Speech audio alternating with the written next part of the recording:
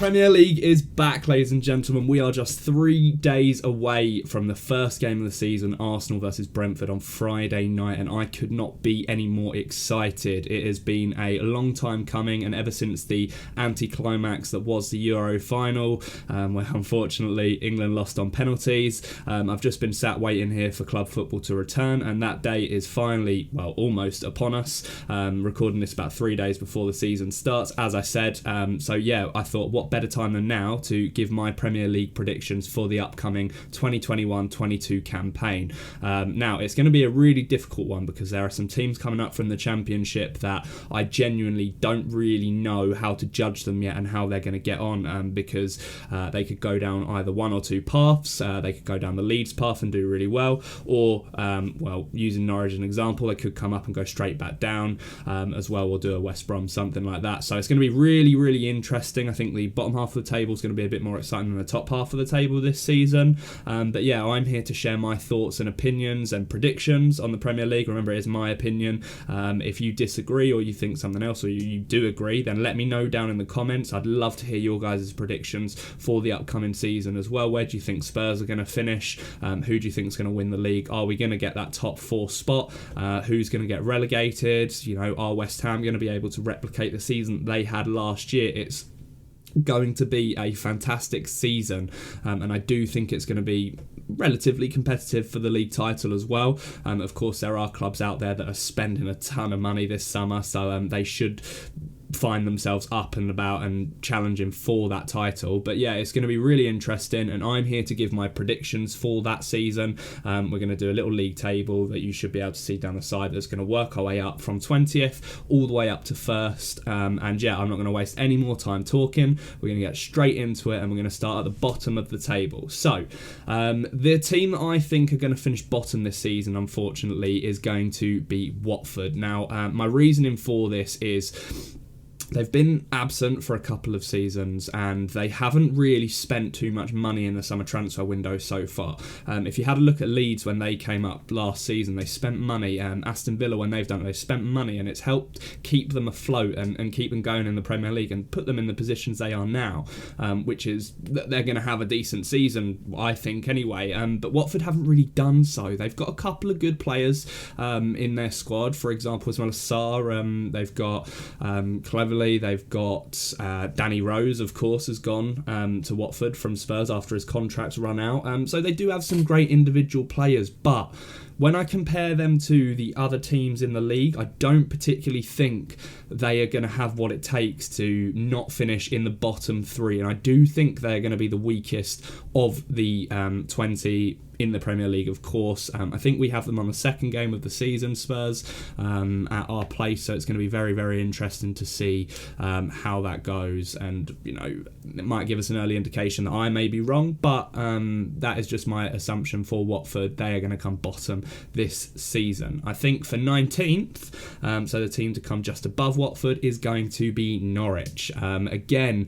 they've spent a little bit of money, but by the looks of it, they're going to lose some of their star players. For example, Todd Cantwell looks like he may be going to Aston Villa, and if that's the case, they're going to be in a little bit of trouble. I think he's had a really great pre-season for Norwich, and he is one of their, if not their best player, so losing him would be a massive, massive blow for them, especially if they don't replace him. Having said that, Billy Gilmore, of course, is on loan from Chelsea at Norwich. I think he's going to be pivotal to their midfield this season, and he will help them pick up some great results, I think, against some of the stronger teams. So it's going to be interesting. However, again, I don't think they've got the firepower and the strength that is going to be needed this season to keep them up.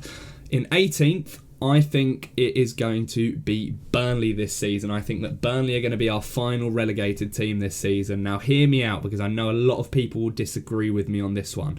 Burnley have been riding their luck a lot over the last couple of seasons. Okay, yes, Sean Dyche has done an amazing job with such a mediocre squad, but I just feel like they haven't really bought too much this summer again, and they're not strengthening too much. And, you know, there's talks of potentially Ben Mee going to Arsenal and them losing a couple of players. You know, Nick Pope is always a doubt with his fitness and injuries that he's had in recent times. So I just have a strange feeling gut feeling that Burnley aren't going to be all that again this season. They're not going to be able to do that magic that they usually do, where they just pick up results and are consistent this season. Something tells me something's going to go wrong. They're going to suffer a couple of injuries. If Chris Wood gets injured, or a couple of other key players for that side, then they're going to be in real trouble this season. I think their luck's just going to run out towards the end of this season, and they are finally going to make a return to the Championship. So, 17th then, I am going to go with Brentford. I think that having watched us, obviously, against them in the Carabao Cup semi-final last season, I think that they are very, very similar to Leeds, in the sense that they play attacking football, they're fit, they're hungry, and they're motivated to win games. And I think that counts for a lot in the Premier League. I think that just by having that passion and desire, it's a fundamental in football. You see it on Sunday league games.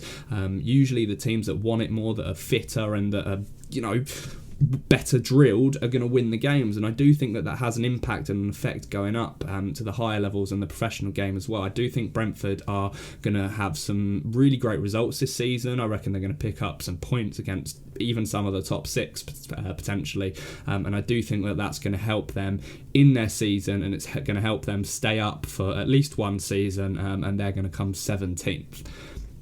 In 16th, I'm going to go with Newcastle. Now, it does look like they're going to be getting Joe Willock from Arsenal on a permanent transfer. I think it was for around 25 million. I'm not sure whether that would have been confirmed by the time this video goes out, but it does look like they're trying to strengthen. Of course, them keeping hold of Alan Saint-Maximin is a huge boost for them. They've got some great players in their squad. Of course, John Joe Shelby is one that I admire quite a lot. He's got a fantastic range of passing and is great technically, so he's going to be a great boost for them today. I do think that they'll be all right. I think that Bruce is going to do an okay job with them. I think 16th for Newcastle isn't going to be the worst result. I think they're going to be focused, and their main target is going to be on staying up again this season. So I do think they're going to be able to do that quite comfortably in the end. I do think there's going to be those bottom four teams that I've just mentioned, and then there's going to be a bit of a gap, and then Newcastle are going to slot in just above them. 15th, I'm going to go with Wolves. Now, I'm just not entirely sure how they're going to cope without Nuno Espirito Santo. Of course, their manager they've lost to Spurs is coming in and managing us now. I'm not sure how they're going to fare without him. I think that they've been quite comfortable under his leadership and his management for a long time, and this introduction of the new manager may just unsettle the squad a little bit. Of course, they'll be massively boosted with the return of Jimenez, and that's going to be brilliant for them, but I do think they're going to struggle a little bit. They need to obviously keep certain players fit. They need to make sure they keep hold of players. There's talks of Adama Traore being of interest to Spurs. You've got people like Pedro Neto, you've got Podence, Ruben Neves, all fantastic players, but they have to keep hold of them to be able to push on and keep themselves in the league. And I just think they're going to be sitting towards the lower end of that bottom half this season, and for that reason I've gone with them in 15th. 14th, I've gone with Southampton. I just think they're going to have an average season. Losing people like Bertrand, Danny Ings is a massive, massive loss to them. He's their star striker, and he's consistent for them. Yes, I know he suffered with a lot of injuries last season, but you take that away and you don't really replace it. They are looking at bringing people in. They've signed that young fellow from Chelsea on loan. I can't quite remember what his name is, but I don't think that's going to fill the void that Danny Ings is going to leave, and for that reason I just think it's going to be a really average season, and I'm going to go with 14th for Southampton. Moving up to 13th then and getting towards the top of the bottom half of the table, I'm going to go with Brighton. Now, of course, Graham Potter is a manager that Spurs were highly interested in over the summer, decided not to pursue him, and he also came out and said he was happy at Brighton, which is completely fair enough. I do like the guy, and he's doing really well there, keeping them in the league year after year at the moment. So I do think they're going to have a better season this year. I do think that 13th is going to be sort of their ceiling. I just think that yes, while you can have extremely high expected goals, they've proved last season that they're not very consistent in taking those chances. And while it's Brighton, they haven't got that quality to be able to consistently take those chances. If they did, they'd be an absolutely brilliant team, but they don't. So I do think they're going to be a bit better off this season. I think Graham Potter's going to work really hard with the team over the summer, and as the start of the season, they will start scoring a few more goals, but of course the loss of White is massive for them. Again, it's a gap in their defence, and we'll see how that goes. But yeah, for me, 13th for Brighton this season. In 12th position, then, I'm going to go with Crystal Palace. So obviously Patrick Vieira, new manager of them, and he is making some headway in terms of signings for Palace. Of course, you've got the likes of Joachim Anderson coming in at the centre-back, someone, again, who Spurs were highly interested in towards the sort of beginning of the transfer window, decided again not to go for him. He's been snapped up by Crystal Palace. Of course, it looks like they're going to keep Wilfried Zaha at the club for yet another season, which is brilliant news for them. So I do think that they're going to have a little bit of a boost this season. I think they're going to get themselves up to around about 12th, where I said, and that's going to again be a successful season for them, especially with a new manager coming in, and then they will just build on it from there. I do think that getting rid of a lot of players on frees, whose contracts are running down, was a wise move. People like Andros Townsend, going to be great for them, and I do think it's going to be a positive season overall for Palace. Now, up to 11th place, and we're sort of getting towards the big boys now, and maybe where a couple of controversial positions are going to come in. With 11th, I'm going to go with Everton. Now, I just feel like the loss of Carlo Ancelotti is something that just cannot be replaced. I really rate Rafa Benitez, and I think he was a brilliant manager. Do I think he is anymore? Not necessarily, and I just think that it's going to be again a hindrance for them. I think Everton love to spend and they love to sort of bolster their squad, which they're great at doing, but they don't seem to be able to put that into effect in games and performances when it matters. I mean, Calvert-Lewin, of course, up top with Richarlison is going to be, again, massive partnership for them, and will contribute to a lot of their goals. I know they've signed, of course, people like Andros Townsend from Palace on a free, who, to be honest, I don't think is going to make that much of an impact, but I just think that the loss of a manager is just taking them that step down again, and it's going to take them another season to even get back to where they were at the end of last year. So for that reason, for me, Everton are going to be coming in at 11th this season.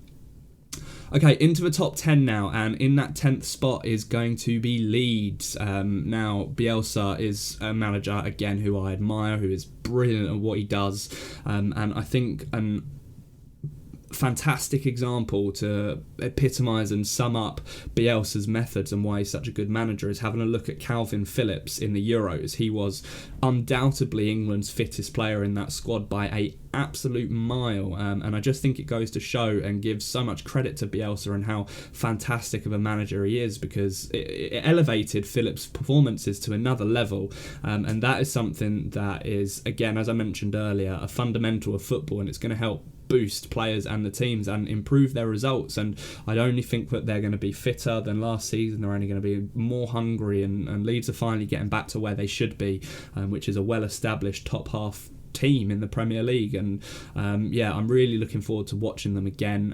A couple of new signings coming in again, of course. If they can keep hold of the likes of Rafinha, if Bamford can keep firing on all cylinders, then they're going to have a fantastic season, and my prediction for them is going to be 10th this season. Okay, so 9th is going to be West Ham this season. I have a lot of friends who are West Ham fans, and to be fair, they're quite level-headed and not as optimistic and sort of on another planet as others, and I do think they're going to drop off a little bit this season. I know I complain about Spurs' owners a lot, but I do always count myself grateful that I'm not a West Ham fan, because they do seem to have worse owners and worse dealings in the transfer window than what we do. So I'm grateful for that. I mean, I think the addition of players like Areola in goal is going to be good for them. It's going to help them. But I mean, I'm seeing links for West Ham with people like Braithwaite from Barcelona, who, I mean, is okay, but is he any better than what they've already got? Personally, I don't think so. And I don't think they've managed to get that pull yet to bring in those top class players. And with the additional Europa League commitments, of course, if they get through the qualifiers this this season. They're going to be in for a very tough and challenging and busy season, and for that reason they're just going to drop slightly down to around about 9th this year. So in 8th, we are going to go with Arsenal. Yes, I do think that they are going to finish 8th again this season. I don't really have too much to say about it. Obviously, watching the friendly against them the other day in that 1-0 victory for Spurs, I don't think they looked anything special. I know the injury to Thomas Partey is a big blow for them, but you've also got to remember that we didn't have Lloris, we didn't have Ndombele, we didn't have Harry Kane, so it balances out on the scale of things, and I just think if they're relying on people like Emil Smith-Rowe as their main outlet of creating chances for them, then they're really going to struggle this season, and I just haven't seen them improve. I know they've been linked with a lot of players like Mihalovic and Martinez, who we've been linked with both those players as well. Whether they'll actually sign any of them is a different story, but we'll see. For me, Arsenal, their limit is 8th this season. Going on to 7th then, and depending on how the season pans out, are sort of getting towards the Europa League spots now, or Europa Conference League at least for 7th, is going to be Aston Villa. Doesn't matter that they've lost Jack Grealish to Man City. I think that they are a fantastically run club. Their owners and their chairman care about the fans, and that is just going to be massive for them. Villa Park is going to be buzzing every single match day that they play there. Of course, their away sport's fantastic anyway, and that's going to give them a massive boost. I think Leon Bailey as a signing is brilliant piece of business. Of course, losing Jack Grealish is huge, but I know they've just announced Tuanzebe coming from United. They've also brought in some other players. I'm just trying to think. I've lost it off the top of my head now, but they are recruiting Danny Ings, of course, up front. Is going to be huge, and Villa are going to be a real threat to that top 6 this season, and for that reason, they're more than warranting 7th in the league this year. Right, on to our top 6. So, of course, many of you will worked out by now that it is our sort of, well, what many people class as the big 6 or top 6 these days left. And occupying that first position in 6th is going to be Leicester. Now, I do think that Leicester looked quite good against Man City in the Community Shield. I think that they've brought in some fantastic signings. They've got Soumaire, obviously, they've got players like Bertrand, they've got, obviously, Vardy still up top. Maddison looked good against City as well. So, all signs are pointing well to Leicester this season. Of course, again, Europa League commitments for them. They may just drop off after having a great season and winning a trophy last year in the FA Cup. It does happen to teams. So yeah, for me, 6th for Leicester, but it is going to be very tight between us and Leicester in 6th and us in 5th. So I'm going to go with Spurs in 5th this season. We're just going to miss out on those Champions League spots. I think that recruitment so far for Spurs has been okay. I think that Paratici is doing an all right job. So obviously Brian Gil, you've got brought in Galini, and Romero. Romero is a brilliant signing. I'm so excited to see what he can bring to the table moving forward. But we need more. We need an attacking midfield. We need another centre back. We need a right back, and we need a striker. If the links to Martinez are anything to go by, then I will be absolutely buzzing. The thought of Kane and Martinez up front is just frightening. Whether that will happen or not, I don't know. We will have to see. But for us, I think we're going to have a better season this year. New manager, new, obviously, sporting director who fans are I don't want to say fans are a big fan of, but yes. And recruitment's going all right at the moment. We're shipping out some players, hopefully the likes of Sissoko, still yet to go, Aurier, Sanchez, Winks. And then, as they say, Paratici will be cooking, and let's see where we go from there. But yeah, 5th at the moment is my thoughts for Spurs, but we will see. Anything can happen in a football season. So, moving on to the top 4 then. In that 4th position, I'm going to go with Manchester United. I do think that the addition of Jadon Sancho good, yeah, really good, fantastic signing. I do value the signing of Rafa Varane a lot more, though. He is going to be colossal for them, and he's going to be a massive asset for their back four. You've got a back four now of Shaw, Maguire, Varane and Wan-Bissaka. That is not bad at all. So if they stop leaking the goals, I still feel need to sign another midfielder. I'm not sure Pogba's head's in the game. I'm not sure the likes of McTominay and Fred can elevate them to challenge for the league just yet. So I do think that it's going to be an average season in their standards, and it's going to be fourth for Man United this season. Going on to third then is going to be Liverpool. Obviously, the team out of those big four, or however you want to say it, that haven't really spent the most. Obviously, Konate was brought in at the start of the season for them, which is going to be great to partner alongside Van Dijk, presumably. And, of course, the three of Mane, Firmino and Salah. A lot of their season depends on how they work together and how they get on, because that sometimes they can go off the boil. Like Firmino last season, for the majority of the season, was off the boil, and it affected Liverpool and impacted their campaign. So again, it depends on how they get on in that sense. Mane and Salah are usually quite consistent, but if Salah decides to have a dip in form, then they'll really struggle. But I don't think they will. I think they'll replicate sort of what they did last season, and it will be third for Liverpool. So on to the top two then, and this was a toss-up, to be honest with you, because both clubs are spending a heap of money, and it is going to be very, very interesting to see. I think they're going to be out on their own this season, challenging for the title, and I've gone for Chelsea in second. Now, the reason for this is I just think that Man City's squad is just ridiculous, and if they're able to get their hands on Harry Kane, then it's going to be game over. So Chelsea in second, Man City in first.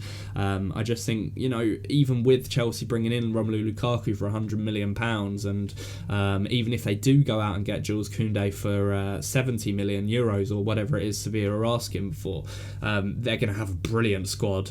But having said that, Man City, Jack Grealish for 100 million already improves their squad humongously. If they get Harry Kane as well, which, to be honest, I think they will. I think we're going to cave eventually. Then it's just not even a question of doubt. I think that City will be on another level. I think they'll win all three trophies in England if Kane joins them, and again, I reckon they'll make it to at least the semi-finals of the Champions League. So it's going to be battle of the Titans, I guess you could call it, money Titans at the top there this season, but I do think that it is going to be Man City that triumph overall and retain their Premier League crown, and there's not really too much to it.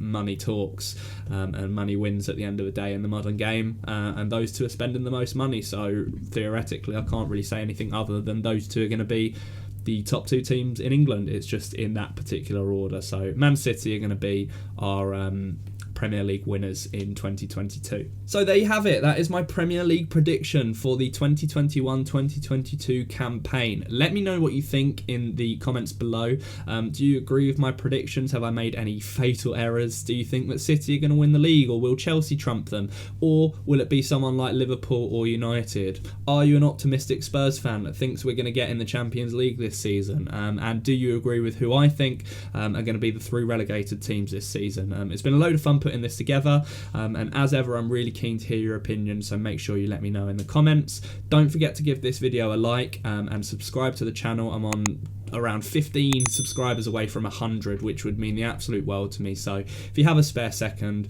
go down, subscribe to the channel, and you'll be making my day. But yeah, apart from that, I hope you enjoyed this video. I'm going to be bringing out a new one soon, choosing my fantasy Premier League team for the season, so stay tuned for that. And yeah, as we approach the Premier League season, it's all getting exciting again, and I'm really enthralled to see how it's going to pan out, and yeah, it's going to be a heap of fun. So thanks for watching, and I'll catch you in the next one. Peace.